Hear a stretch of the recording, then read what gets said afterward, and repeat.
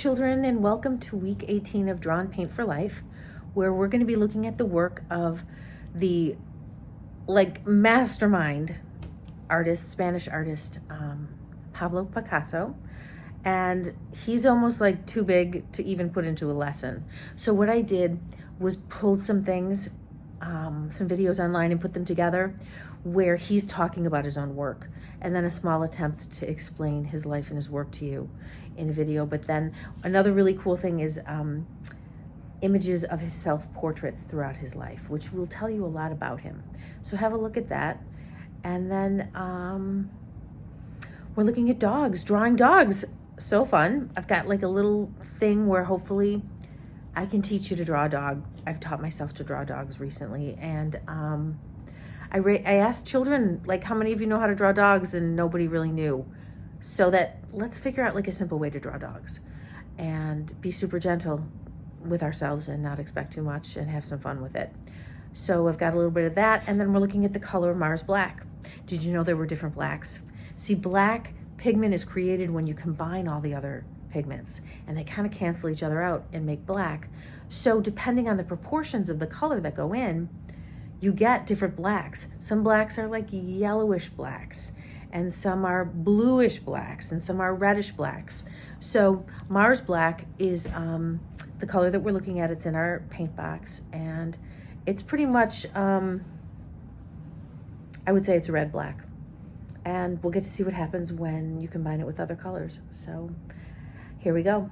Thanks for being here. Okay, so here's your paint box, and this is where you're gonna find black on the end. And here's what it looks like on watercolor paper. Here's black all by itself, black with black, black with white, goes gray, it's beautiful gray. With blue, it makes these charcoal colors. And with yellow, we kind of go olive green. And then with red, it's almost like that maroon color. So you can see the black is really important. It gives us all of these various gorgeous shades. You see these a lot in clothing and in other forms of design. So here is a really cool picture of a dog that one of my students drew. Look at the shape of that head. And it's this line right here, which I think is really important and will give you the confidence you need to just start drawing dogs. I know a lot of us have dogs as pets, and so a lot of times we think, I don't really know how to draw a dog. Now, here's one of my dogs, okay? And the little trick that we're gonna do to draw one is we're gonna start with kind of like this fat A shape, okay? You see that, kind of like a fat A shape like that? So it's like this fat kind of cubey thing with nothing on the bottom. And we're gonna consider this the two legs of the dog, all right? So I'm gonna put a little foot on the dog here and come on up this way, and then there's its tail, okay? And then we're gonna come on over this way, and I'm gonna go back and look at the way Samantha drew that head on the dog. I thought it was so well done. The way she kind of just goes right out into the dog shape, and she makes this really nice neck that comes down into the front leg. All right, so, and then she put this kind of ear on it, which was super cute, and she actually made the nose a little bit longer. So my nose is a little bit off, and then we've got a big eye right here for her dog, and a nose, and the smile is right there. So then what you do is you've got, oh, that's kind of the wrong angle, but there's the dog's other leg, okay? And then here's another leg for a dog. And then let's put some paws on him, okay? And from there, you can put any type of coloration on it. You can even curl the tail up a little bit. Let's do that one more time. We're gonna kind of give the structure to the dog with this kind of like open A, all right? See, if we were to go like this, then it would look like a big A. Do you see that? Okay? Like a square top letter A, all right? So, big square top letter A, all right? And we're going to put a foot on the dog right here and then go up and make its tail. Okay, maybe put a little tap at the tail. Come on over here, go all the way out into its head, and then come down the throat to the leg. All right, you know what's really interesting? That could actually be kind of a cat too. So it's all about the way you put little decorations on it, okay? And we're gonna put the other leg here and some paws, and then the other leg here, okay? But if you start with that structure, this A structure right here, I think it will really help you draw a dog. All right, there we go.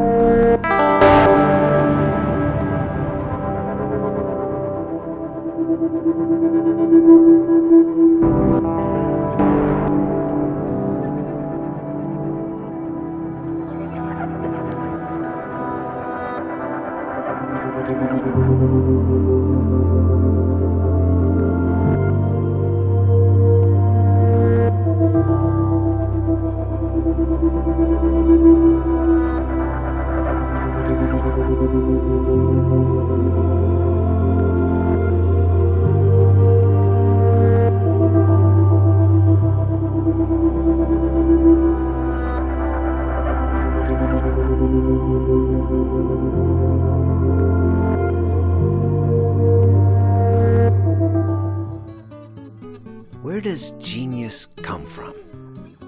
Pablo Picasso's journey to genius began with a puff of his Uncle Salvador's cigar, so claims the man himself. It's possible this puff ignited what some historians call the rage to master, a voracious dedication to push the boundaries of one's craft. This obsessive personality led Picasso down a lifelong path of bucking established traditions. I am not in favor of following any determined school, because that only brings about similarity among adherents. When Picasso moved to Paris at the age of 22, he fell in with like-minded bohemians like Gertrude Stein and Henri Matisse. From this creative cauldron emerged perhaps Picasso's most famous contribution to art history, a radical style called Cubism. With displaced noses and mouths and characteristic irregular forms, Cubism nicely encapsulated Picasso's aesthetic worldview. A picture used to be a sum of additions. With me, a picture is a sum of destructions. So it was throughout his career. Picasso constantly reinvented his style at a rapid pace. He created thousands of innovative sculptures, drawings, etchings, ceramics, and paintings. Neuroscientists have discovered that imagery like Picasso's invites viewers into the creative process with the artist. We relish taking incomplete clues and filling in the missing details. Picasso had an instinct for this dynamic long before science corroborated it. The picture lives only through the man who is looking at it.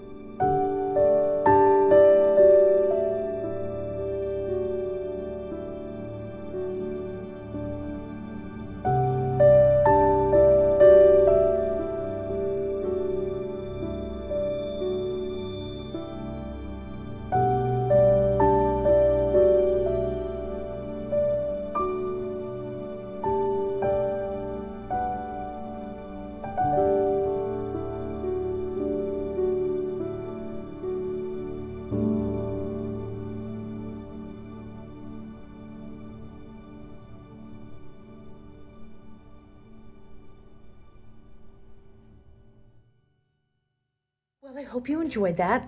And I hope that when you go to the museum with your parents, you will look for the work of Pablo Picasso and enjoy it. He painted probably my favorite painting in the whole world, which is called Guernica. And it was,